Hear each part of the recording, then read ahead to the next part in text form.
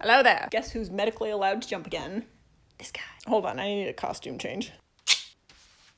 I think that gets the idea across a little bit better. So, what are we doing here today?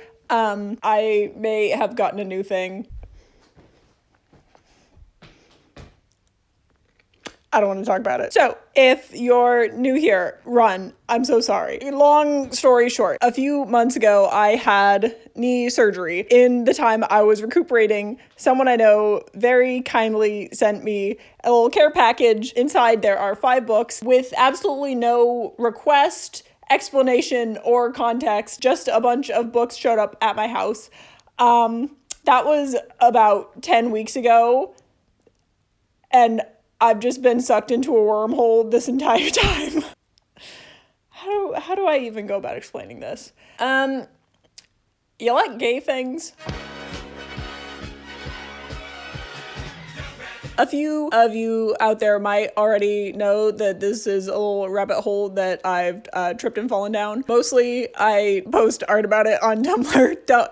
Don't follow me there. Anyway, if you've seen any of this stuff, that's what this is. Also, if you've seen my little painting video, just for context, this is where I currently am in the painting. You can't fucking see that. This is where I currently am with this painting. Wow, beautiful. I've redone the hand like 5 times now. I think I like it. Anyway, it's gonna be so fucking good. Just you wait. I love it so much. Am I good at painting? No. Have it painted in a year? No. Do I love this thing? Abso-fucking-lutely. Oh yeah. Back to the story.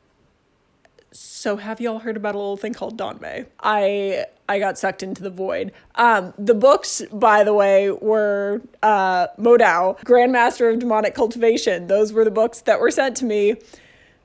It was a mistake. Now, when I say that I fell down a rabbit hole, I don't take that lightly. You saw all of those books that I just held up. There's 18 of them. I've read 18 books in the past 11 weeks. Also, I know myself quite well at this point. I did read a filler book in between each series so that I wouldn't go completely batshit insane. So more accurately, I've read 20 books in the past 11 weeks. 20. Anyway, I've had a great time. Thank you so much for asking. Anyway, as the only white person on the internet that you can trust at this point, don't trust me. That was your first test. You failed it. Don't trust me. I'm gonna explain to you what I've been talking about. Where's my pointer? Do I have a pointer for this? Hold on. Wait. Hold on. I got an idea. Nice. Oh, hell yeah, baby. I got it covered. All right. Let's get started. Shen Qing Shu, eat your heart out. Before we get started on explaining this whole thing to you, some terminology first that I want to go over. Danmei, the thing that we're all here for. Danmei is basically a romance story that's focused on 2 male love interests, and these are specifically stories out of China. Now, this is basically like boy love or yaoi, but yaoi is a Japanese term. Same thing. Everyone's gay. On a similar vein, baihei is a romance story, but it's with the ladies instead, aka Yuri. Once again, Chinese. Did I mention that? Gays in China. That's what we're talking about today. Oh, buddy. 2 other things to bring up here. This isn't really going to come up in our conversation, but it's just kind of giving you a background setting for these stories. This is obviously not the case for all Danmei or baihei novels, but the ones I read, yes. So first off, there are wuxia novels, which basically means martial heroes. Every single time I read the word martial, I think marital, because they're all gay, they're all gonna get married, it's gonna happen sooner or later. Basically, wuxia means a medieval folklore story that's somewhat based in reality. And then there's also zhanjia, which means immortal heroes, which is kind of the same thing, except a little bit more fantasy. Fictionalized medieval China setting that's basically surrounded around the concept of gods, demons, monsters, and then the regular people. Most of these regular people practice something called cultivation. Cultivation is essentially a magical system based on Taoist teachings. No shade to Taoism. Y'all are great, but this is not real. Again, I'm not throwing shade at Taoists, but this is a fantasy setting. We can all agree that it's not real. These people fly on swords. like they're brooms. Actually, these two like genres do relate pretty well to like more Western stories that we have. I did see one Reddit post that explained this very well. It basically said that like a wuxia setting is like Robin Hood, while a Zhanjia setting is like Lord of the Rings. You see what I'm getting at? Anyway, one last thing that I do want to mention. Again, this doesn't really come up for these books that I'm talking about, but donghua is basically Chinese animation.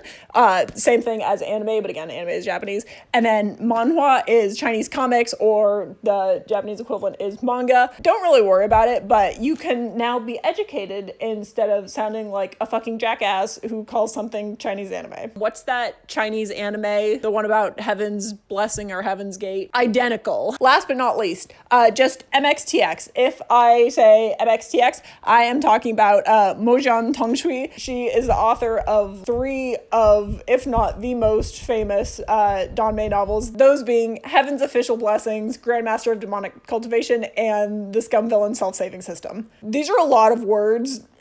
You're just gonna have to get used to it. Next up, a few other notes that I wanted to talk about before we get started is pronunciation. I am notoriously bad at pronunciating things. Y'all love to point that out and laugh at me. Ha ha ha, it's so funny.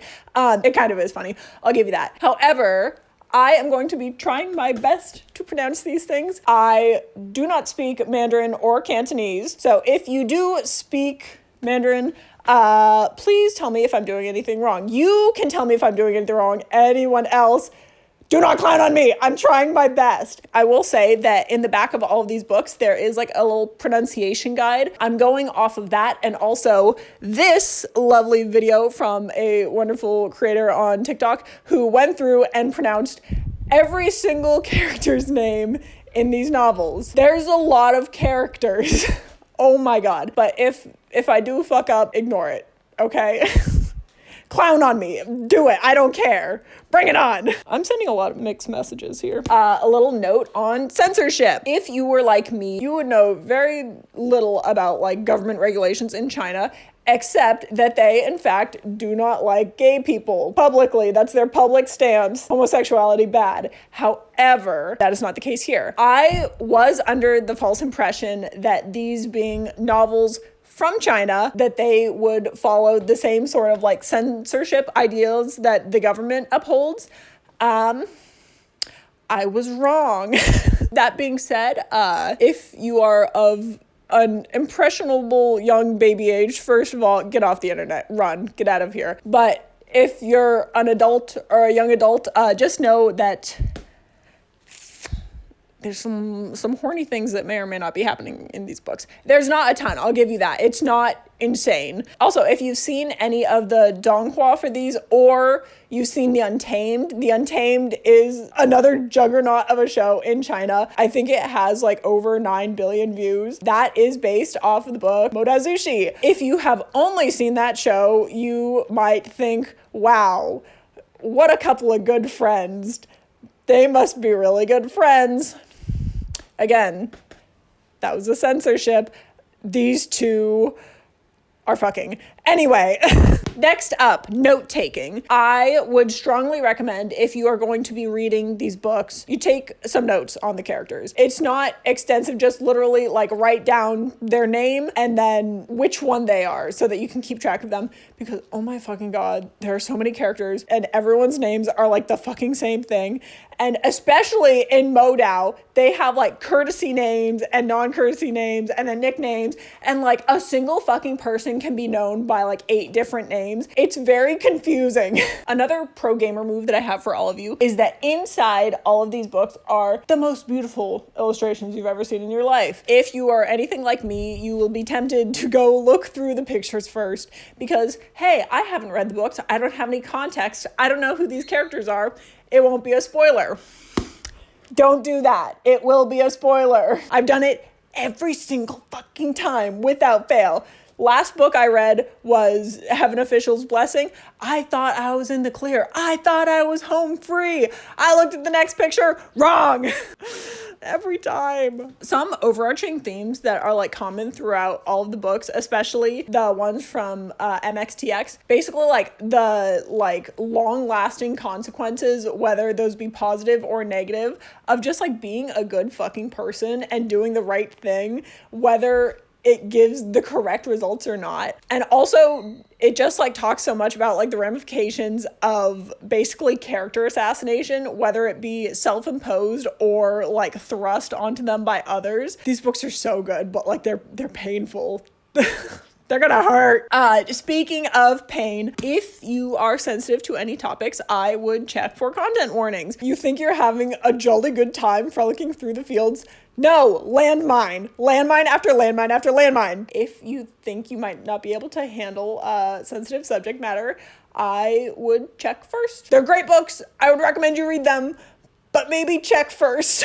Spoilers. I am going to be talking about these in like the most spoiler-free way that I possibly could. I am going to be telling you things about these books. I don't think it's anything that like you couldn't gather by like the covers or reading the first chapter or like the back of the book. Anything beyond that, essentially, I will give like a huge spoiler warning before I talk about them. And then even still, I'm not gonna reveal like plot points. Like I'm not gonna talk about how the fucking corpse that they're going after in Modazushi is fucking, and that the person who is actually, and it's like a whole thing at the end.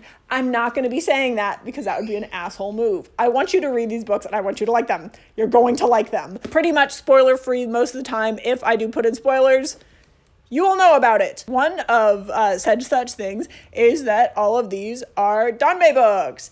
If you cannot put two and two together that these are a romance book about two men and that on the cover of every single novel there are two men together, I cannot help you. Like TGCF book 4. What do you want me to do about that? That's the cover. Can you hear that? If you can hear that, I'm very sorry about that. I can't do anything about it now. On to the books.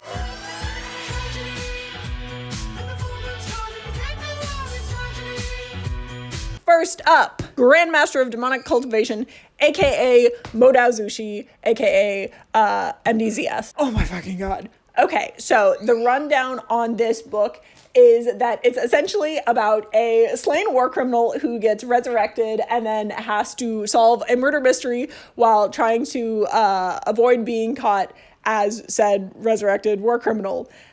For a little bit of a longer explanation, this book is about WangXian. Back in the day, there was a war going on between all of these clans. Essentially, there was a resistance movement called the Sunshot Campaign. Basically, WangXian emerged as like a fucking powerhouse and was able to essentially like win the war for these people through demonic cultivation, aka being a necromancer. It was great, it was good, and then suddenly the people turned on him. He was now public enemy number 1 and they fucking killed him. Everyone was so happy about it. They loved it. They were like singing in the streets that he's dead. 13 years later, the sweetest little man named Mo Zhuanyu basically sacrifices himself to resurrect one WangXian. WangXian comes back like nothing's happened. People don't know it's him because he is in fact in the body of Mo Zhuanyu until he runs into a group of children. And these group of children won't leave him the fuck alone. They're following him around everywhere. They also run into a man named Lan Wangji. Turns out these two knew each other from when they were young. They grew up together. They were in the war together. WangXian here is like, I cannot let anyone know that I am said war criminal. I have to disguise myself. And luckily for him, Mo Zhuanyu, the man who he was resurrected as, is a notorious flaming homosexual. So what does our little shit stain over here do is he puts on the biggest gay act you've ever seen. And he's just like, I will be the queen. Just starts like putting on the moves. Basically tries to get away from this man without him discovering his identity. Meanwhile, Lan Wangji is buying none of it and is like, hey, something fishy's going on, you're coming home with me. Meanwhile, Wei Wuxian is being hunted down by his adopted brother, who is like the guy who killed him. Meanwhile, he is still being fucking like hounded by this group of kids, one of whom will just like not leave him alone, one of whom fucking hates him. Everywhere they go, this kid is like yelling to the fucking people. He's like, everyone watch yourselves. That man is a homosexual. Turns out, right after he was resurrected from the dead, this weird corpse started showing up and like attacking people. And so he's decided that it's his job to put the pieces back together of this dismembered corpse. Did I mention that the corpse is dismembered? There's like an arm. No. Yeah, the first one he sees is an arm. He's like, I got to put this guy back together and then kill him. And Lan Wangji is like, I'm in, let's go. Is that pretty much the whole thing? Yeah, that's about all I can say right now. That was too long. Once again, don't get me started. I will say the first like 100 or so pages of this book is a little bit slow. It was dragging a little bit. However, if you just keep going, it gets so fucking good. Oh my God. It picks up hard and it picks up fast. I personally think that it really, really gets good at the beginning of the first book. And that is when there is the Yi City arc. Oh my God. Just reading about like Zhao Xingchen, Eiqing, Xu Yan, Xue Yuan, Xu Yang, what's his name? You know who the fuck I'm talking about. Him. I hate him. And like Song Lan, all of the, I was hooked. I was hooked so badly. I stopped reading Clance fan fiction so that I could have more time to read this. That's how bad it is. If you thought that my fucking Clance addiction of last year was bad, don't look at my Pinterest board. It's not even fucking close at this point. The Yi City arc really did it for me. Also, anything that is like a flashback to the Sunshot campaign. One other thing about this book that I didn't mention is that it's told in the present time, that being the 13 years later when Wei Wuxian is resurrected, but it constantly like goes back and forth between like the present and the past, so it can like fill in the gaps and give you more of the story of the past. Things get traumatic. Things get real bad. You'll think you're having a fun, happy time, and then you're like, oh, no, I'm not. I'm not having a good time. Any flashbacks to the Sunshot campaign, I fucking love. Oh my God, the entire time when he's at the fucking burial mounds, I fucking love that part. When they're in the cave with the turtle. You know the one I'm talking about, the first time they're in the cave. The first time they're in the cave. Oh, that shit gets good. Also, the story arc with the little like paper doll where he's the little gingerbread man. You know the one I'm talking about. Yeah, that one. That's good. That's also a flashback. Anything about the war, I love. Not actual war, but like political fantasies. That's my thing. The person who gave me these books described it after the fact as kind of like Wicked. And I was like, no, it's not like Wicked, you fucking lunatic. And I was like, oh, shit, it kind of is like Wicked, if you'll humor me such. This story is about like these two boys who grew up together. They went to school together. And then like later on down the line, one of them was fucking like villainized for like actions that were like completely out of his control. Again, complete character assassination being done to him. Meanwhile, the other one is fucking seen as like the hero and the golden boy, and like they can do nothing wrong. But like in reality, they're just like really, they just care so much about each other. But like it's all about public perception. Everything's about public perception. And it's really fucking tragic to see. The only good thing that I can tell you about this is, unlike Wicked, there is no Fiero to get in their way, if you know what I mean. Hey, this is a gay book, baby. Where do you think it goes? Now, one thing that is fucking hilarious about these books, they are constantly mentioning how objectively hot these men are. Within this world, they're basically all like nobles. I don't know how this comes about, but basically there's like a publicized ranking of like the young bachelors and like who's the hottest. Just in case you were wondering, Lan Wangji is number 2. Lan Jichen, who is his brother, is number 1 because they look exactly the same, except Lan Jichen actually knows how to smile. Meanwhile, Wangji has a resting bitch face. That's another thing about their dynamic, is Wei Wuxian is a little fucking shitster rascal little guy, and Lan Wangji hates everyone, and he hates everyone, especially this man.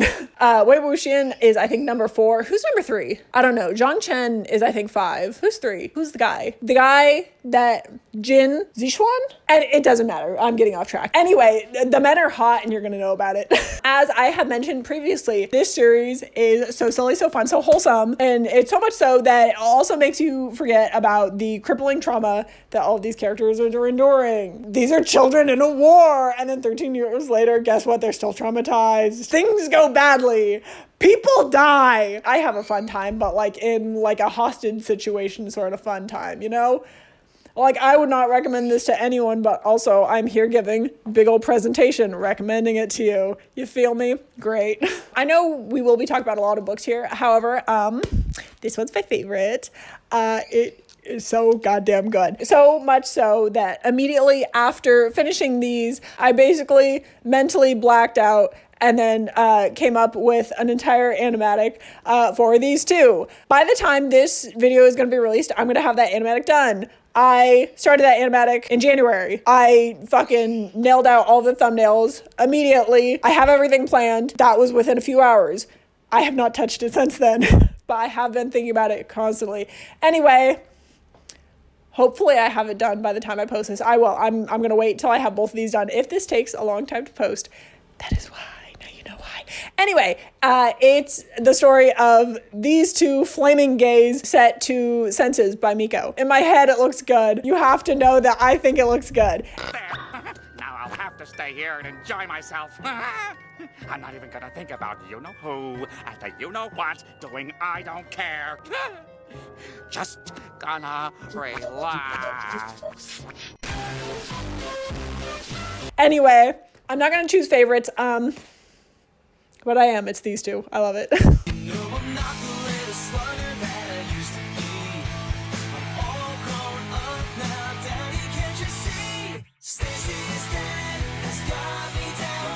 Next up, the Scum villain self-saving system. This is a long title. You will get used to it. The Chinese title is Renjia Fangpai Ziju Shitong. I will never remember that again. Don't worry about it. People just call it SVSSS.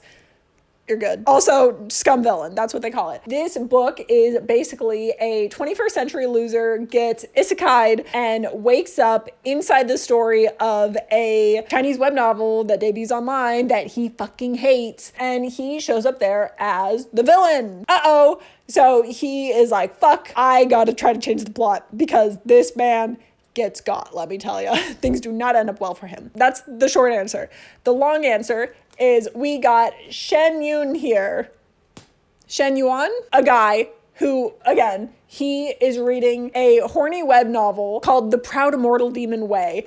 And it's literally just like a male power fantasy about like this guy named Luo Bingi who's like done wrong. And then he grows up to become like the most manliest man and he like kills all of his enemies. And he has literally like a harem of like hundreds of women fucking sucking his dick and all that. And he's like, I'm the man. And public enemy number 1 is a man named Shen Qingchu. The man dies and wakes up as Shen Qingchu. And turns out Shen Qingchu basically taught Luo Bingge, our hero, when he was a kid and just like horribly abused him and was just like such a shitty person to him. And that's why when Luo Bingge grows up, he is public enemy number 1. Now, as our main character knows this, he's thrown into this world and basically like a computer system pops up and is like, hey, you die in the game, you die in real life. So he's like, fuck, I gotta be a nice person. I gotta change the story. So he basically tries to do like a 180 and just like change his life around. However, he cannot escape the plot. There are still like major plot points that he has to complete in order to like keep going. Otherwise, he's automatically going to die. So he is trying his best as a good person to be a good person. However, the world is literally against him. As things start to progress, he does manage to change the plot a little bit and then a little bit more unintentionally, and things start to happen. I can't get into it now, but you'll just figure it out. Now, within this book, my favorite arc is the Holy Mausoleum arc. I just thought it was fun. They're in an underground cave years later. It's a very good way to show that like Shen Qingqiu knows what's going on, knows what's going to happen, knows the world, and is using that to his advantage. But then at the same time, the world that's surrounding him is changing because of the consequences of his actions. Basically, like the butterfly effect is going on here. I will say, out of all 3 of the MXTX books here, this one definitely has the most straightforward plot. If you couldn't tell by me fucking rambling about Modao, is that a lot of things happen. There's so much stuff happening that like it's kind of hard to explain in a cohesive way that like actually gives you an idea of what's going on. This book, in fact, is very easy. It's man tries not to die. There's always like that very like straightforward goal that we have in mind, so it's a lot easier to follow than the other books, I think. However, it does not make it any less enjoyable. I personally think that it's the funniest series out of all of these, because just like the whole fucking scenario is hilarious. By the way, he died because he was so upset about the ending of the book and also got food poisoning so badly that it killed him. He's just a little guy. Imagine you died and then you wake up in this fucking book. That's what it's like. This man's just like, oh God, what is this nonsense? I don't want to be here. It's hilarious. Also, just like the situations they find themselves in is in fact very funny. Y'all know the one bed trope? This has the funniest resolution to the, oh no, there's only one bed, there's only one room trope that I have ever seen in my life. I laughed out loud genuinely at this. All of these books are so funny, but like this one in particular is extremely funny. Another thing that's like a mild spoiler, it's not really that much of a spoiler, but like if you don't want to listen to it, don't listen to it. Another thing that happens is that like he dies and is put in the story, and then a little bit later he finds another guy that died and was put into the story. Turns out it's the author who he fucking hates. So him and the author are just stuck in this world together, and they're like the only 2 normal people, and they have to fucking deal with all the shit. Anyway, spoiler done, we're good. It's just so funny. I love Airplane. Airplane's hilarious. Now, I do want to point out, this book is probably the most controversial book out of all of them, mainly because it has a little bit of a controversial pairing, that being the student and the teacher. Hear me out. Objectively bad. However, a lot of people don't like it for that reason. I can understand that. I also did not enjoy it that much while I was reading it because I was like, this is going to make me a little uncomfortable. However, it's not that bad. Look, there's just like all of these things are like legitimate reasons why someone would not like it. However, I genuinely believe that like with everything that's going on in the story, how things work out, that there is not imbalance power dynamic between these two. Also, anything that may or may not happen between these two, there's also a time jump in this. So like Bingay is like 25. Yeah, it sounds not great. However, genuinely, I don't think it's harmful. First of all, this is a fake scenario. This is a book. This is not real. Obviously, in real life, any student-teacher dynamic, run. If you are young, you should not be dating people older than you. If you are young, if anyone older than you shows interest in you and they make you feel like you're special, they're manipulating you. I don't want to talk about this more, but like, just PSA. Okay, we're done. I'm off my soapbox. Anyway, this is a fake scenario. I will be talking about this more later. That will be in the spoiler section, but I'm going to be moving on for now. Oh, also one thing that I do want to mention, looking out for y'all, in the, I believe, second bonus chapter of the 4th book, it's the one where Liu Qingjie and Shen Qingqiu go to investigate some demons. There is a transphobic slur that is used in that chapter. It's really out of place. It fucking ruins the mood of anything. I really like the chapter besides that, but then that fucking like brought down the tone of the whole thing. I don't know whose decision that was. I don't like it. However, if that's something that you do not want to read, do not read this chapter. You can enjoy the book entirely without ever seeing this. It has no impact on the plot. One other reason why you should love these books is all of the art is done by WangXian. If you've never heard of WangXian, you're wrong. You've definitely seen her art somewhere. One of you, a few months ago, very kindly suggested that I read Countdown to Countdown, the webcomic. I said, I hear you, I see you. I put it on my list. I looked up the art immediately. I didn't actually read it. However, I kept on seeing art of it on Pinterest and being like, oh my God, it's so gorgeous. And then I picked up my copy of these books from my Yaoi dealer and I was like, oh my God, that looks so good. I'm like, that looks like the art from Countdown to Countdown. How do all the artists know how to draw like this? This is insane. It's the same fucking person, y'all. So anyway, if you've ever seen Countdown to Countdown, that is by WangXian. If you've seen any of the art from Scum Villain, either the covers or the internal art, all done by WangXian. If you have seen the Avatar: The Last Airbender in concert poster or the book covers for like the Avatar Roku books, all done by WangXian. Oh my fucking God, she's everywhere. She's so fucking talented. Little did I realize that I've had her art on my wall for like 2 years now, and I didn't recognize it. I feel like such a clown. However, I have read all of Countdown to Countdown now. Thank you. I'm deeply traumatized once again. Dude, 10 out of 10 recommendation, by the way.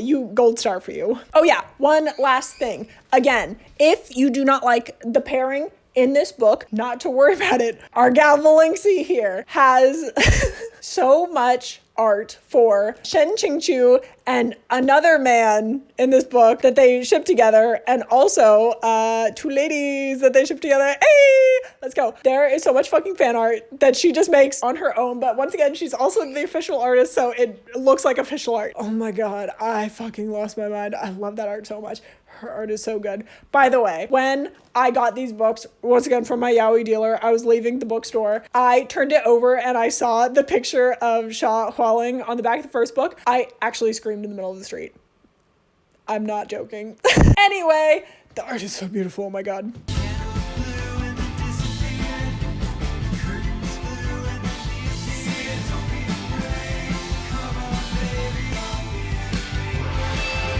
Next up, Heaven Official's Blessings, or Taiguan Sifu. You have probably heard of this book, or you are one of the many, many people who suggested that I read this book. Back in the day when I asked y'all for some recommendations of books, I have had so many fucking recommendations of this book or the anime, don't say anime, of the donghua. Even I had people telling me to read Scum Villain as well. No one fucking mentioned Modao.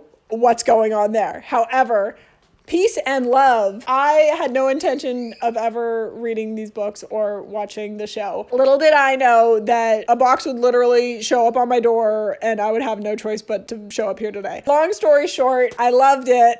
I listened to y'all's recommendations against my own will and I had a great time. Y'all were so right about this. Back to Heaven Official's Blessing. This is a story about a former disgraced god, aka current local homeless beggar man, who gets re-promoted to his god status in order to fix all of the messes that are going on in heaven. Because guess what? The gods suck and they can't do anything right. The long story, this man, HuaLian, he was basically like this prodigal child. It was like prophesized that, you know, he was gonna be like the most important god ever, and oh my God, he's gonna do so many things. He becomes a god. Basically, his homeland is attacked. The gods are like, you're a god, you can't do anything about it, you just have to sit and watch, you know, don't fraternize with the mortals. He's like, fuck you, those are my people, I'm the crown prince. He's also the crown prince. He's like, I'm the crown prince, I'm going to protect my people. So he goes down there and interferes with the mortals. Things do not go well. He gets kicked out of heaven. His kingdom falls. It's a disaster. Later on down the line, he gets promoted again to heaven. Once again, gets kicked out. Second time getting kicked out of heaven. No one even gets the chance to go up there in the first place. This man has gotten the chance twice and has fucked it up twice. 800 years later, this man once again shows up, is re-promoted for the third time, and is just sent on like a fucking like wild goose chase of things going wrong. A little down the line, he meets a man who's rather handsome. I won't talk about this more. But anyway, yeah, corrupt political systems within the gods. It's fun. Anyway, my favorite arc of Heaven's Blessing definitely would be Shi Wudu's third heavenly tribulation, the one centered around Shi Qingxuan. Oh my God. Oh my God. It's so good. It's so good. I read it on a plane. I had to read the fourth book in a public setting. I don't regret anything. It was totally worth it. I loved it. Now, as I have already mentioned, this is a fan favorite series. So many of you have recommended it to me. Also, the donghua for this series is incredibly popular. You have probably seen it before. I had seen it before without actually watching it. It was just in, you know, the periphery of the internet.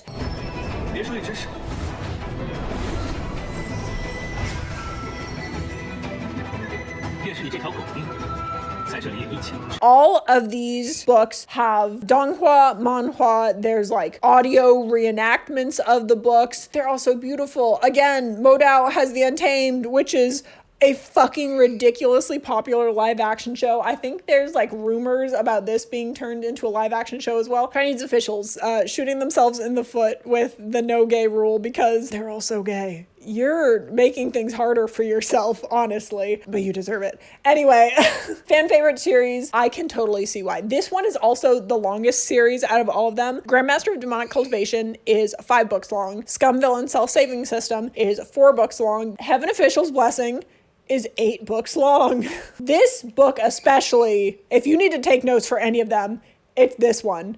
There's so many fucking characters. Oh my god. Do yourself a favor. Write down who these people are. Now, I do want to talk about HuaLian a little bit. He's our beautiful little guy right here. He's the main character. He is so fucking funny and so fucking relatable. He is somehow like the most and least anxious person to ever exist. He's like the fucking failure of the world. Everyone hates him because of what a disappointment he is. And he kind of like takes it in stride and is like, whatever. That's how it's gonna be. But also is the most anxious person in the world because all these terrible fucking things have happened to him. He's very fun. He's very relatable. He doesn't know whether to laugh or cry. I also feel the same way. Also, Loki might be Jesus. No, he's pretty much Jesus. That's all. Now, I have given you all of these presentations in the order in which I read them. I got to like the 5th book in this series and I'm like, I'm home free. The other 2 books, incredibly depressing. But this book, I was like, I'm good. The bad things already happened. They weren't that bad. I thought that I would have a good time reading these. I was wrong! Little did I know that the 5th book in the series is heinous.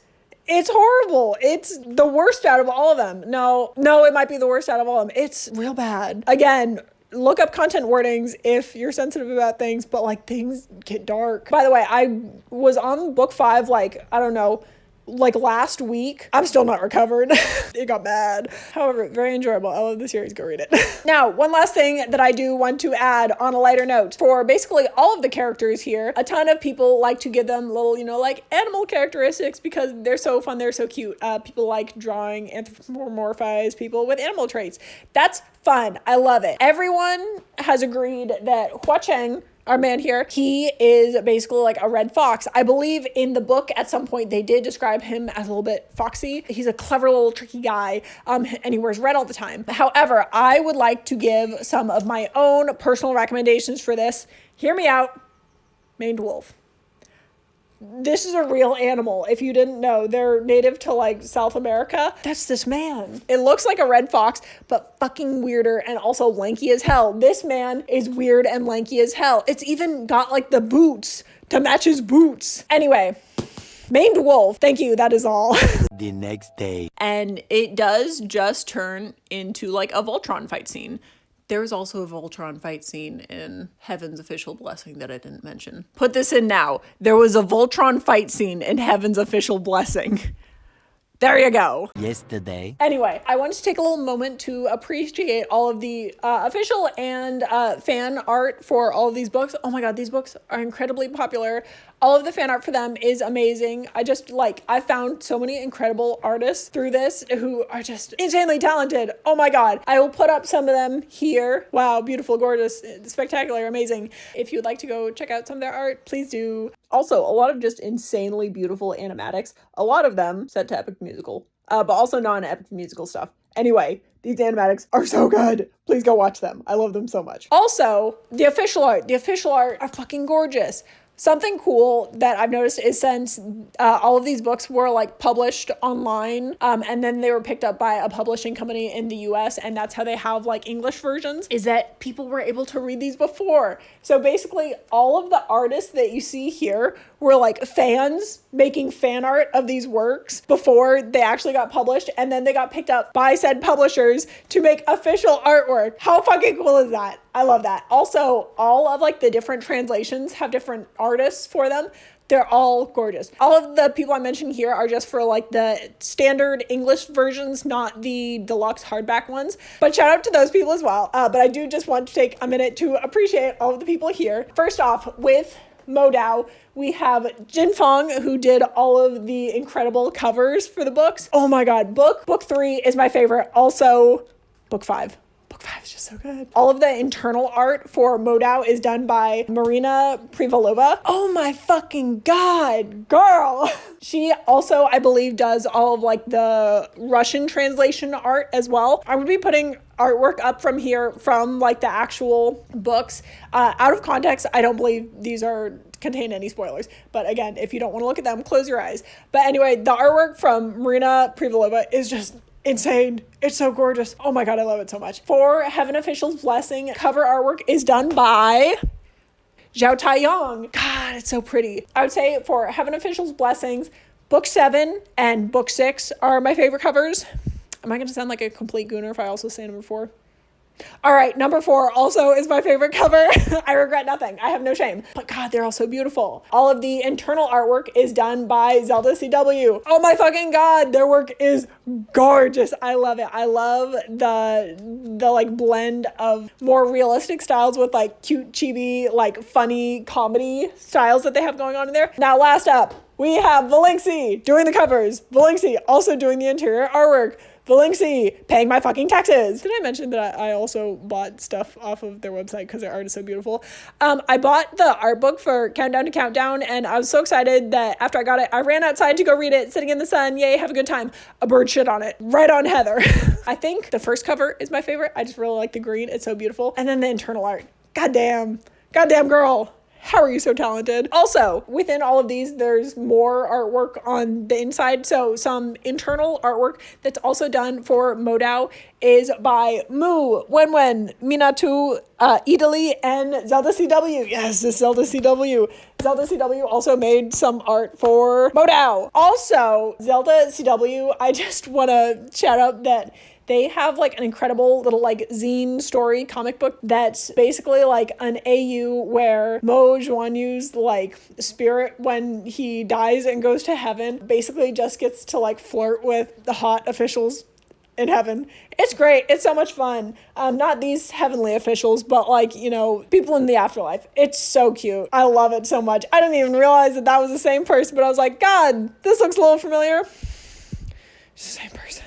You'd think I would know by now. At least it wasn't Valingxi again. God. My favorite part of any fandom. The memes! What can I say? These books are heavily traumatic, and in dealing with such sensitive topics, brings about the best jokes. What can I say? Everyone is deeply traumatized and having a bad time, and how do we cope with that? Humor, baby! Also, just like not even this, like seeing the fucking like outtakes and behind the scenes of the Untamed, if I'm gonna be quite honest, those men were acting as gay as possible, and I love them for that. That's great. I have not watched the Untamed or any of the Donghua at this point. I'll get around to that, don't worry. I'm pacing myself. Once again, I have been doing this, and solely this, for the past 11 weeks. I need a little bit more time for those. I was reading these books like it was my fucking job. Sometimes actually ignoring my fucking job to read these. By the way, thank you for the medical insurance. I appreciate it greatly. You saved me, I'm not even exaggerating, $67,000. Thank you very much. I love the American medical system. Yay!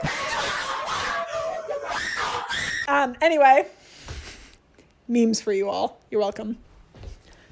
Oh, Jesus. There goes my fucking knee again. Hi, hello there. I just want to give a quick little warning. This is the end of the spoiler-free segment for all of the MXTX books. I will be talking about another book after this, so if you don't want to hear any spoilers, skip to this time, or you can just leave. I don't know if you want. If you hate women, you can leave.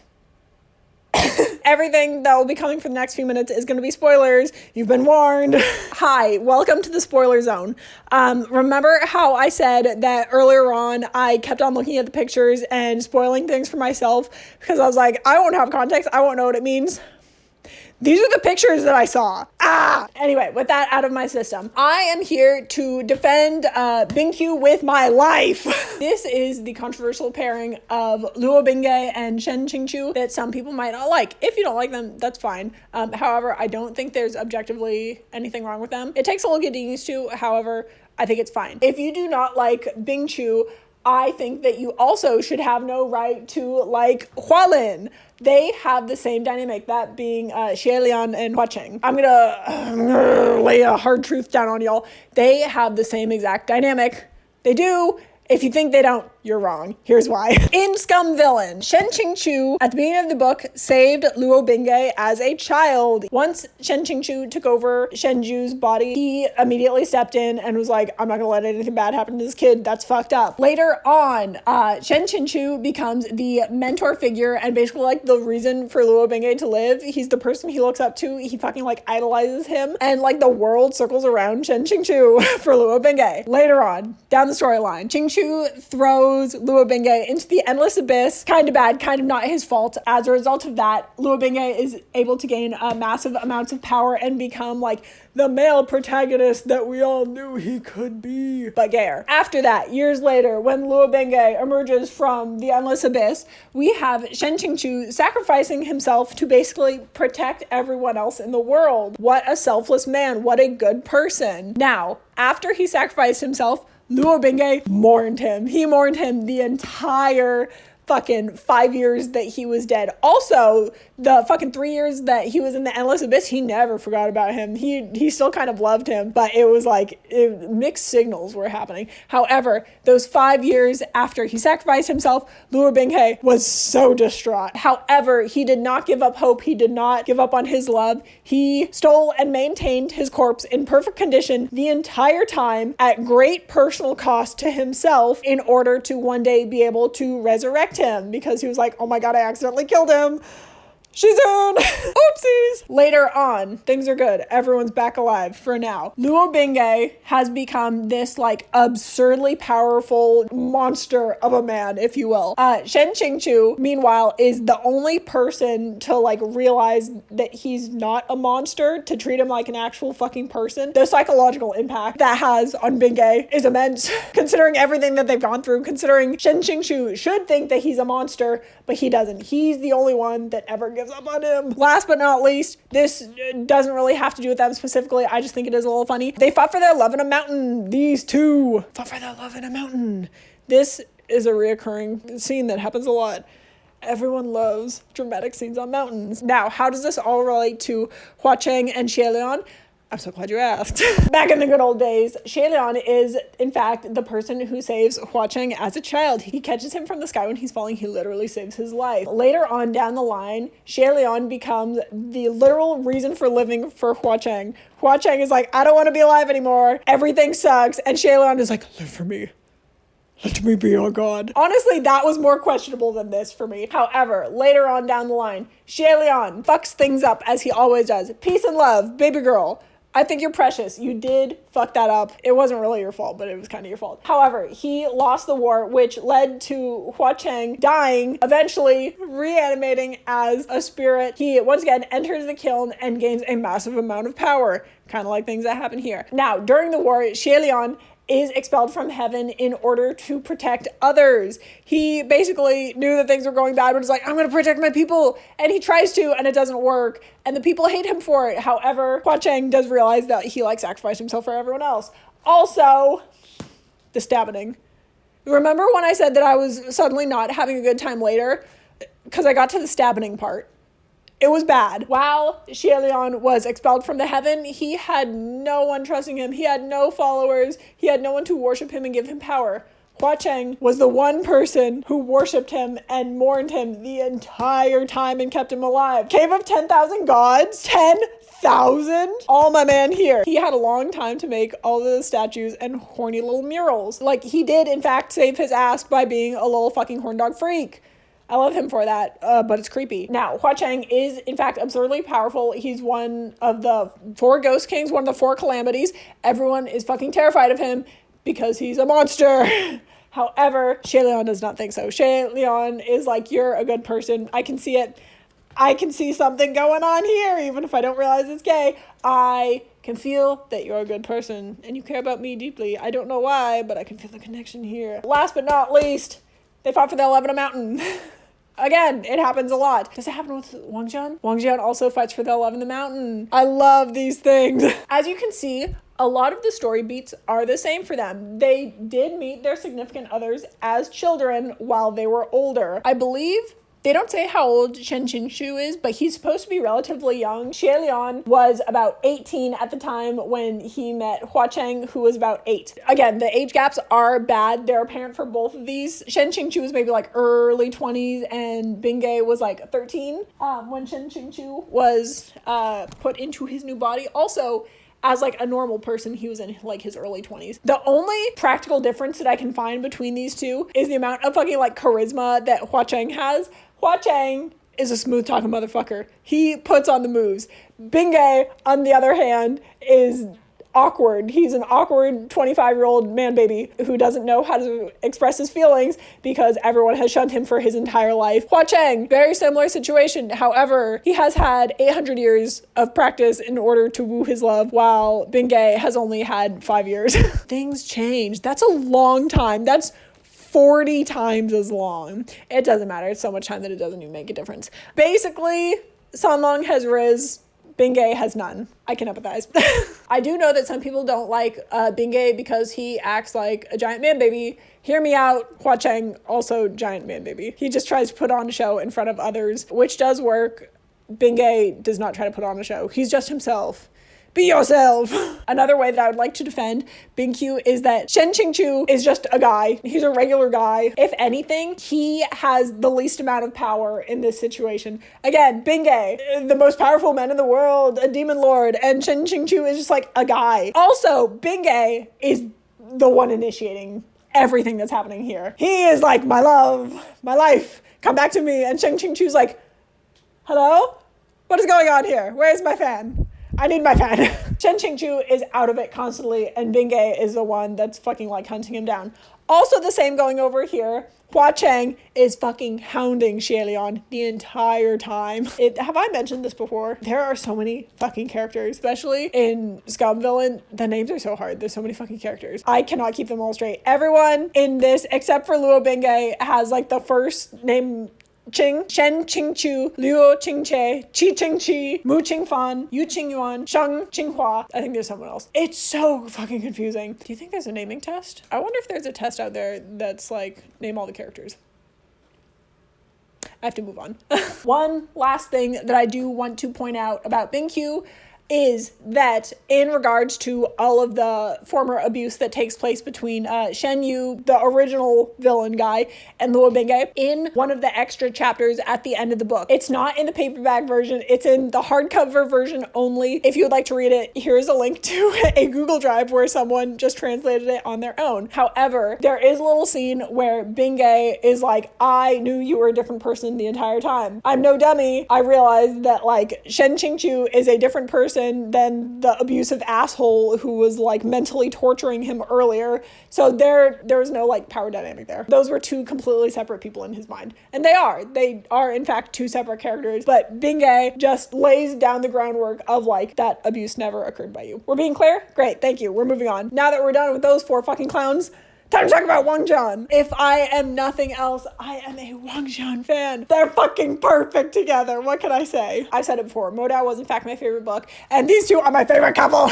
I love them. I will say that Modao is, I think, the gayest book out of all of them, which is hilarious because they did turn that into The Untamed, which is 0% gay, and this is like 150% gay. I will explain that. They're all gay. Let's be clear. Everyone is a homosexual in all of these books. However, they're the gayest. They act the most like real people and a real world scenario out of all of these, and they're just so goddamn fruity. Also, I do want to say that Wangji is the best man. I will die on that hill. He's wonderful. He's so good. This man goes through yearning. He is perfect. He really is. Also, once again, I was sent these books against my will. The lesbians fucking love him. They have a shrine for him in their house. That's fine. Love that. Love to see that. Lan Wangji, lesbian approved. Also, Wei Wuxian is the opposite. I fucking hate him, but I love him so much. He is the definition of a shit stirrer. Oh my god. He's everything. He is the most chaotic protagonist I have ever seen in any book. But he's like actually the best, but like kind of also the worst. once again, shit stirrer. Also, the fact that like these two went from 0 to 100 so quickly is just incredible. As little spoilers as possible, just like the donkey ride. You know what I'm talking about? They are on a donkey ride and WangXian is like, this seems a little familiar. I have a memory of my parents doing this. And he's like, I'm sitting here on the donkey like my mom, and I'm walking with a handsome man beside me like my dad did with my mom. And here's my handsome man, my handsome husband. We have not ever dated or kissed that I know of. But I want to be this man's wife. Fuck that. I want this man to be my wife. All we need now is a child. They canonically have a child together. I'm moving on. The tree. Any of the scenes with the tree. There's 2 trees. I wrote this down without even thinking about it. I don't know which tree I was thinking of, but both tree scenes. They're good. Right after the second tree, we have the 2 out of the 3 kowtowing to the prayers. Once again, WangXian, without ever actually like expressing or acknowledging any feelings that he has for this man besides him, is like, we're gonna do a little prayer once, we're gonna do a little prayer twice, and he's like, and the third one means we're married, but he's like, we'll save that for later. Dude, just fucking admit your feelings, God, please. Towards the end of the book, there is a confession scene. Sometimes confessions happen in private. No, these two are the loudest motherfuckers in the world, and it's so awkward and it's so weird, and I love them for it. He literally goes up in front of a group of people and is like, I love having sex with you. We should do it all the time. This man has no shame. Now, last but not least, for WangXian, I truly think that they have something for everyone. If you like, enemies to lovers, they got that. If you like, like slow burn, like pining, yearning, they got years of that done. If you like fucking freaky shit, they got that for you. If you like just like a very cool, like buddy cop comedy dynamic, they've got that too. They have everything. They are everything. To me. I love them. I think they're so funny. They're so great. They canonically have a child together. I cannot stress that enough. When I got to that part in the book, when they arrive at Lotus Pier, no spoilers, I had to go lay down for like an hour because I was like, oh my God. Oh my God. Everything about them is so traumatizing. The golden core part, that doesn't have anything to do with them, but like, everything about this book makes me sad, but I love it so much. Have I already been talking about my favorites? I don't care, I'm gonna talk about them more. These characters are my favorite characters in all of these books. I love them so much. You can agree with me. That's the only option here. You can only agree with me. First up in Modao, my special little guys that I love are A Qing. I love her. She's so wonderful. Also, we got Wen Ning, Wen Qing, the juniors. Those being Ouyang Zhizhen. If you don't include Ouyang Zhizhen, I will come to your house and I will hunt you down. Ouyang Zhizhen, we got Lan Jingyi, we got Lan Shizui, and we got Jin Ling, my man. These little guys, I love them so much. I hate children, but these little guys are so much fun. I would die for them. Also, Zhang Chen. I love Zhang Chen. Zhang Chen might be my favorite character out of all of these books. Everything about him is so tragic. That the golden core, makes me want to cry. He's so fucking moody and he has so many repressed emotions that like, you can never unpack that. He's so traumatized. Yes, I love it. Next up, for Scum villain, I love Zhu Liang, my little snake man. We got Liu Mingyuan, Liu Qingjie, and my man, Gong Yizhao. I love him so much. First of all, these two hot siblings, love that energy for them. Zhu Liang, so weird. But like Gong Yizhao, oh my God. This little guy. Oh, he is perfect. I love him so much. You deserve better, my son. Last up, for Heaven Official Blessing, we have Yiming, the sword. We also have Quan Yizhen, the little guy. I love him so much. Grandmaster, Yushi Huang. And last but not least, we have our girl, Shi Qingxuan. Yeah! Let's go, gender fluids. I think my type is women and little guys. Also, deeply traumatized men. Also, Nie Mingwei. Oh, Nie Mingwei. As soon as I saw him, I'm like, you have a fucking attitude problem, and I cannot wait to back you up. He's great. I love these little guys. Oh, look at her. She's so beautiful. Okay, we're moving on. Now, last up, something that I love more than anything is crack shipping. Basically, taking two people as a joke, or starting off as a joke, and then just shipping them together. What can I say? Currently, as I'm recording this, March Madness is in fact going on, and if I love anything, it's making a chart. So, what have I done here? I have made a crack ship battle bracket. People are getting silly and they're shipping people together, and I love it. So I'm gonna go through them. In our like Eastern Western divisions, we have the wholesome bracket and we have the toxic bracket. I believe those are self-explanatory. First up, in our wholesome bracket, we have the battle of Yiling and Lan Shizui versus Liu Qingje and Shen Qingqiu, also kind of possibly with the addition of Luo Bingge. I'll get to that in a second. Yiling and Lan Shizui, I love them more than anything else in the world. I'm not gonna lie, I love them so deeply. However, they are children. That's it, they're children. Now, to Liu Qingje and Shen Qingqiu, plus or minus Luo Bingge. Like I said earlier, if you don't particularly like the interactions between Shen Qingqiu and Luo Bingge, might I introduce to you Liu Qingje and Shen Qingqiu. Valingxi has done God's work and has just created a myriad of fan art for these two in particular. I have also seen it where sometimes people add in Luo Bingge as like the throuple. Without Luo Bingge, it is very wholesome. With Luo Bingge, it's incredibly toxic. Qingje and Bingge do not like each other at all. However, I think like there's something to this dynamic. I really think there is. As much as I love Jingyi and Shizui, they are in fact children, so that does kind of disqualify them from this bracket. However, just know that they have in fact won in my hearts, and I love them.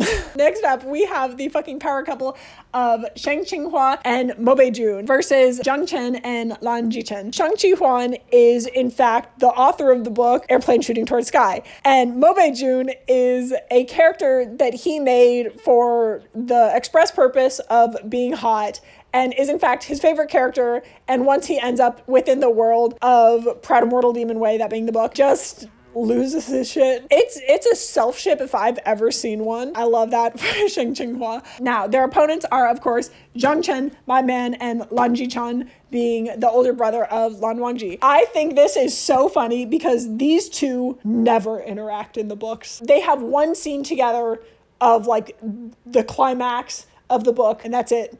That's the only interaction they have ever. Going back to looking at so much fan art, one artist in particular, Sour Soupy, has like completely changed my mind on these two. First of all, Zhang Chen, like hardcore asexual if I've ever seen one. However, they have such a weird dynamic. Also, I've read a lot of fan fiction about them, I'm not gonna lie. I kind of get it. They're kind of also a great couple together. Funny, it's silly, it's goofy. However, I'm truly in Zhang Chen asexual camp. I do think the winner has to be Shang Qinghua and Mo Beijun. Next up, on the toxic side of things, we have Feng Xin and Mu Qing from Heaven Official's Blessing versus Xiao Xingchen and Xu Yang from Modao, from the Yi City arc. Feng Xin and Mu Qing, I totally see it. I saw art for them before I actually started reading Heaven Official's Blessing. These aren't the gays that I know from the story. What's going on here? I love them. They're so silly. They're so fun. Feng Xin does canonically in the story have a child with a woman. However, he also kind of hates women, but in like a I'm scared of you sort of way. They kind of hate each other, but they're wonderful together. However, Xiao Xingchen and Xu Yang, I hate this couple. I'm not even gonna lie. This fucking kills me. When people are talking about like them having fucking homoerotic tension when they're in Yi City, I don't see it. I'm gonna be honest. In my mind, there is only one man for Xiao Xingchen, and that is Songlan, his cultivation partner, who he dug out his eyes for. That was the tragedy of this, not this little shit stain. So for that reason, Xu Yang is out. I fucking hate that guy. Feng Xin and Mu Qing are our winners. They're the closest of cultivation partners. They're the bestest of friends. They love each other. They're husbands, please. Last up on our toxic bracket, we have Liu Mingwan and Xia Haling versus Shi Qinghuan and He Xuan. Their ship name is Beef Leaf. That's funny as hell. Liu Mingyan and HuaLian, as I have mentioned, are also a pair that WangXian just started making fan art for, and I fucking love it. Oh my god, get these two women together immediately! I think it's great, because in the original story of Proud Immortal Li Minwei, she was like the #1 wife of Luo Bingay, totally straight. In the redone version of Scum Villain Self-Saving System, she is in fact writing erotic fan fiction of Luo Bingay and Chen Qingqiu. You cannot tell me she's not gay. Anyway, her and HuaLian, absolutely love them. These two have such chaotic potential together, and I need to see more of it. As for Shi Qinghuan and He Xuan, I love lesbians. However, unfortunately for me, these are both men. That sounded a little transphobic. What I mean is that these are both male heavenly officials. Shi Qinghuan actually is like more gender fluid than anything. She just goes like back and forth between male and female on a whim. I think she like actively prefers being female, honestly. That's great. I love her for it. He Xuan, on the other hand, just gets roped into it and does not enjoy it at all. However, he will in fact look like a lady, and Shi Qinghuan is going to make sure that she looks as hot as possible. However, refer back to the third Heavenly Tribulation trial. That's a little too toxic for me. So Liu Mingwan and HuaLian are going to be our winners here. Next, back on the wholesome side, we have Liu Qingjae and Chen Qingqiu / Luo Bingay versus Shang Qinghua and Mo Beijun. The top three, I think, have too much chaotic potential, whereas I love self-shipping. I think it's great. I want to see these two go places. They are our winners. Now, over here, we have Feng Xin and Mu Qing versus Liu Mingyan and HuaLian. I think Feng Xin and Mu Qing is just like a little too outlandish for me. Like, I really do think they hate each other versus like these two. So much has changed in the story that I do think these two, in some extras somewhere down the future line, I think they could be together. I think they would. Maybe it's just the WangXian art convincing me of things, but I believe it. Let's go lesbians. All right. Our final battle here. We have Qinghua and Mobe versus Mingyuan and HuaLian. I love them both dearly. This is one. How did all of these end up being from Scum Villain? 3 of the top 4 from Scum Villain. I was not anticipating that. I didn't realize that when I was making this earlier today. However, let's go lesbians. Our winners are in fact Liu Mingwan and HuaLian. Also those two. I don't know how that got there. Maybe I put it in there. I don't know. They win in my heart. I love them so much. They're children, but in like the most wholesome way possible. I love them together. Let's go lesbians, but also these two babies. Oh, my little guys. Oh! You're toxic, I'm slipping under. Say seven poison paradise. I'm addicted to you. Don't you know that you're toxic? All right, our spoiler section is over. You have returned to the world of the living. Now for our last and final book of the evening. Here we are with The Beauty's Blade, also known as Meirenjian. This is the only book that is like a standalone single book and also is not written by MXTX. To give you like the short sum of answer, it's basically like rival clan leaders try to hunt down a missing statue and a secret treasure map while also just being as homoerotic as possible. But to the public, they just think like, oh, cheeky little ladies, girls being girls. Our girls are just fun. We're friends, we're having a fun time. No, they're gay. Basically, we have Fu Wanqing. What's her name? Fu Wanqing, I was right, who is just like so fucking angry. She is very like anime protagonist, how she's just like, everyone is public enemy #1. And also, our other girl here, Yu Shengyuan, is actually public enemy #1. She like runs up to her and she's like, fight me! And Yu Shengyuan is like, no. Wanqing basically convinces Yu Shengyuan to stay with her for 3 months and is like, you are going to be my servant, you're going to follow me around because you won't duel me as I requested. And Yu Shengyuan's like, whatever. And then, you know, random events occur. There's basically like a search for like a missing statue and possible treasure, and we need to find out who did it. It's very fun. Full disclosure, I have not finished reading this book yet. It came in from my Yaoi dealer only a few days ago, and I'm halfway through because I did not want to rush things. I spent all day today working on this PowerPoint and then did not have time to finish reading the book. However, here are my final thoughts in the book.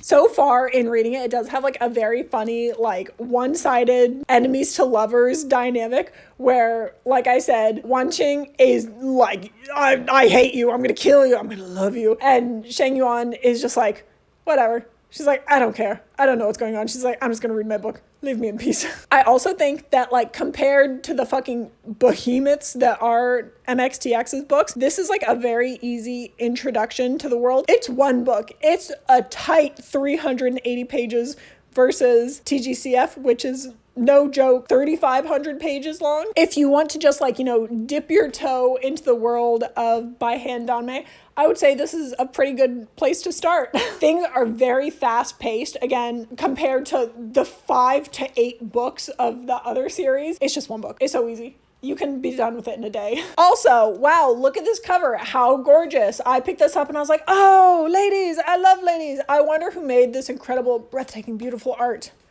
It's fucking BingQiu again. Every single goddamn time. BingQiu's art is just so beautiful. She does the cover art for this.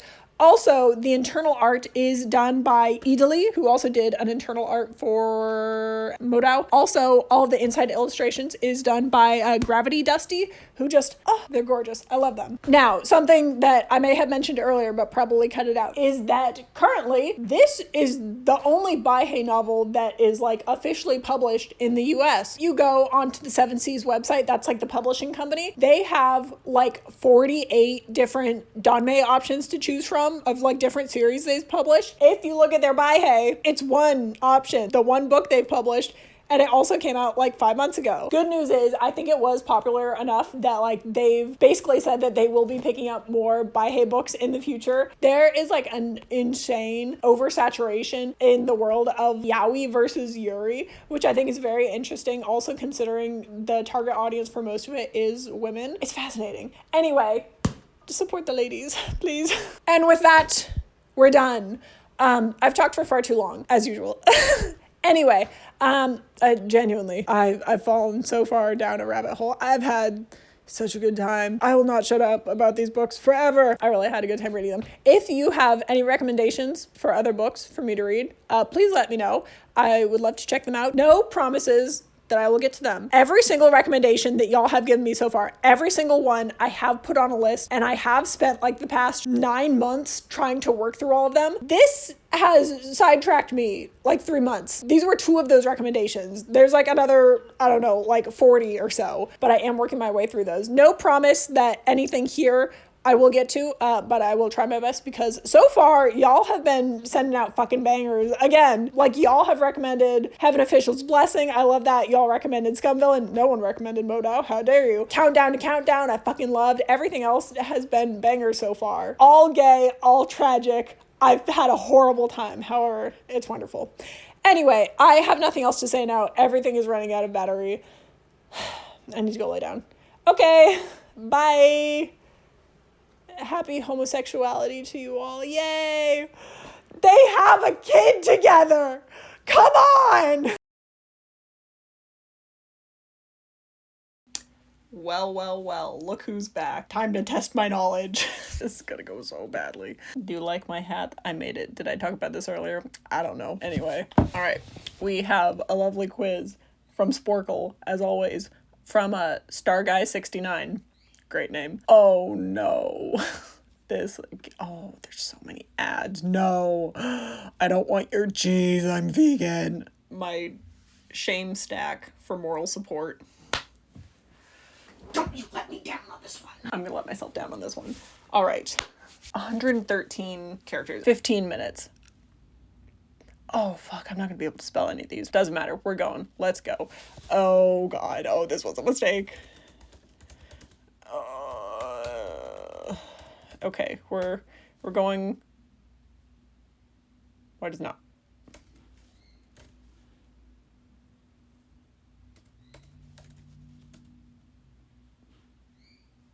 Hello?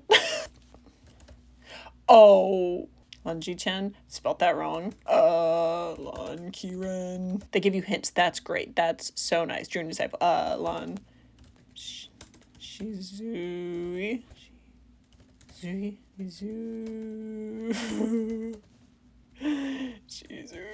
How do you Shizui? Oh my god, this is, thank Christ. Lon Jingy. Jing Yi. I'm gonna lose it. Thank God they gave you 15 minutes for this. Zhang Chen, my man. Boy. Jinling. Jin Guang Yao. Fuck. Jin Guang Yao. Oh my God. Jin Rulan. Jin Rulan. Okay, we're coming back to him. Jiang Yanli. Hell yeah, my girl. Zhang Feynman. Zhang Feynman. Zhang Fein Mong. Fuck. Okay, we're moving on. If I come back to those later, I think I should be able to look how to spell them because I'm bad at this. Crazy lady. I'm only on the first one. Okay. A Jing. Hell yeah. Song Lan. Zhu Yang. Hell yeah. Mo Juan Yu. Hell yeah, my man. My homosexual man. Kang Se San Red. Oh my God. I love her. Wei Changzi. That's spelled right. Is his dad not on here? Doctor. Oh, the Wens. Wen Ning. Wen King. Granny. Wen Granny. All right, this test is busted. They don't have that old lady. I don't care anymore. Donkey. Little Apple, my man. Fairy. Mian. Yeah, that's my girl. What's her name? Oh my God, I have 9 minutes left. Okay.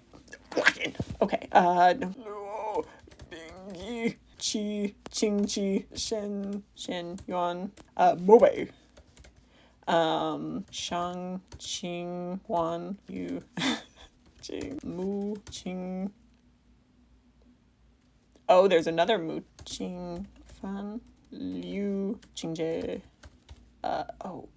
Liu, Ming, Yue, Ming Yuan, Liu, Ming. Girl, where are you? Ying, Ying, Bing, what's her name? Ling. I don't remember the girl. What's her name? Tai Long Zhu. I don't know who that is. Zhu. Ji. Long. Oh, Tai Long Jun. Tai Long Jun? Is that not his name? What's his name? Oh my God, there's only 5 minutes. Okay, I'm fuck. Sackmaster. Shi Wudu. Shi Ching Chu. Shi Ching Chu.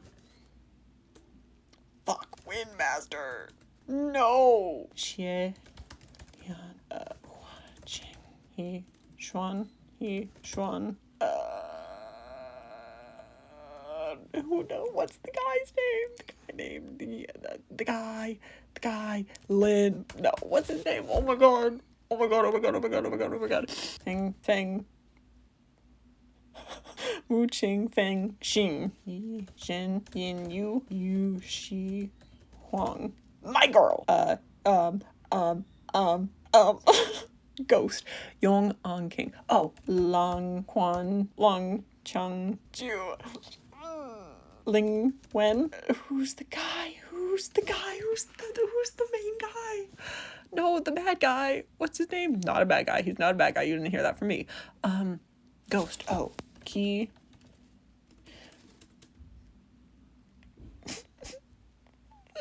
Junior disciple. Oh,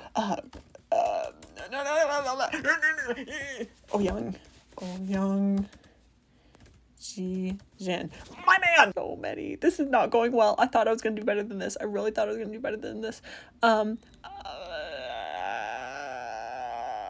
Calamity. Chi wrong. There we go. What's the kid's name? Jizu? Guzi. Hell yeah! Nei, Nyan, Jing, Nyan. I have to take a break. I'm getting stressed out. Okay, I have a little over a third done, and I have 2 minutes left. Okay. Let's go. I feel like I can do better than this. I feel like some of these should have counted because I just don't know how to spell them. Martial God. Oh, ho ho. Ming, Pei, Zhu, Pei, Ban Yu, Jian. Fuck yeah. No. I can do this. I can do this. Does that mean they're dead? Prince. What's his name? Gong Yi Zhao. Gong Yi. No. Hold. This doesn't count. I'm fucking looking up his name. What do you mean? He's my man. I know what his name is. X. It's the X. This doesn't count. Gong Yi. Fuck, I still spelled it wrong. Hold on. No. This counts. What's it? Title and June. This isn't cheating. I know what his name is. I just don't know how to spell it. Tianlong. The mom, I forgot the mom's name. I'm so sorry. But Tianlong June. That one should count. The mom, I'm so sorry. I forgot her name. I love her, but I forgot her name. Who am I forgetting? Ghost. Calamity. I paused it. I had to pause it. What's the main guy? What's his name? I unpause this. I forgot how loud this chair was. Oh no, what's his name? Junwoo! Oh my god, that's it. I'm out. We're calling it a day. I can't believe I pulled that out of my ass. Okay, let's see who we forgot. Ning Yingying. I put in Yingying. I'm counting that as a win. I'm going through these. I'm retroactively changing my score because I remembered their names. I just don't know how to spell them. Okay, so you hear me? Yingying should have counted. Luo Mingyan. I spelled that wrong, but I knew who she was. In my heart of hearts, I know who she is. Mengmo. Oops. Reverend of Empty Words. Fuck. I should have gotten that one. Cool. Shit. I should have remembered. Cool. Human fertilizer. Wang Jianju. That's what it was. Did I not write that? Changchu. I spelled it wrong. That one should have counted. I'm counting that one. Peizhu. I spelled it with a Z. That's why. Okay, Peizhu. I'm also counting. Shi Qingxuan. I don't know who that is.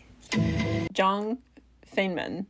That one should have counted. That's 5. Jin Zijuan. What's his name? Jin. Oh my god. Jin Rulan is Jin Ling. No, I fucked that one up. I'll give you that one. Fuck that one up. Jin Guangshan. Never would have remembered it. No. I forgot. Ye Mingwei and Ye Huasong. No. They don't have the dad on here. I get an extra point for having Wei Changzhe in there. So I'm giving myself 6 points. So it should be 58. 58 is respectable. It's not good. If I got the 58 that I deserved, I would have half of them. That's pretty respectable. That would be on par with average. It says I'm below average. Don't listen to that ever. You're never below average. Someone has to be. And it's not going to be me. Okay, bye.